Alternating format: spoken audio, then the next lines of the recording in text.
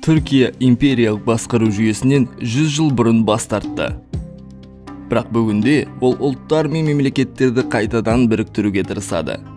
Президент Эрдоган Біріккен ұлттар ұйымынан жаһандық реформаларды талап етеді. Әскери қақтығыстарға қатысып, мейлінше барлық жерде өзін көрсетуге тырысады. Біздің президентпен түрлі кездесулер ұйымдастыра отырып, Қазақстанмен ең тығыз қарым-қатынастардың бірін орнатуда. Неліктен? 20 ғасырдың екінші жартысынан бері Түркия Европалық одаққа кіру үшін тырысуда. Европалық одақ тұрғындарға жақсы жұмыс табуда, мемлекетке үздік технологияларға қол жеткізуге көмектеседі.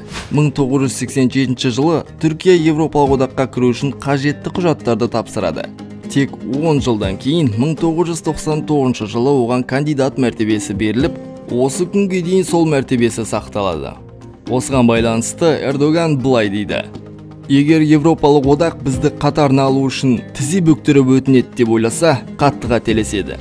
Нәтижесінде Түркі кеңесін түркі мемлекеттерінің ұйымы деп өзгерту арқылы пантюркизм идеяларын белсенді түрде насихаттай бастайды. Бірақ неге Түркияны Европалық одаққа қабылдамай жатыр?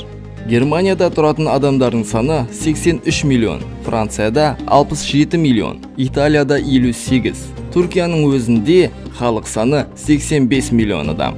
Сонымен қатар 20 жыл ішінде Европалық одақтағы елдердің жалпы халық саны 19 миллионға өссе, жалғыз Түркияның халық саны 20 миллионға өсті. Яғни Түркия Европаны өз санымен басып ала алады. Сонымен қатар қабылданған басқа одақта Түркия өзіне өте тиімді позиция ұстанады. Швеция жақында НАТО-ға мүше болғысы келді. Бұл шешімді Түркиядан басқа блоктың барлық елдері бірден қолдады. Түркия болса өз шарттарын алға қойды. Швеция түрік оппозиционерлерін жасыруды және күрдтерді қолдауды тоқтатуы қажет.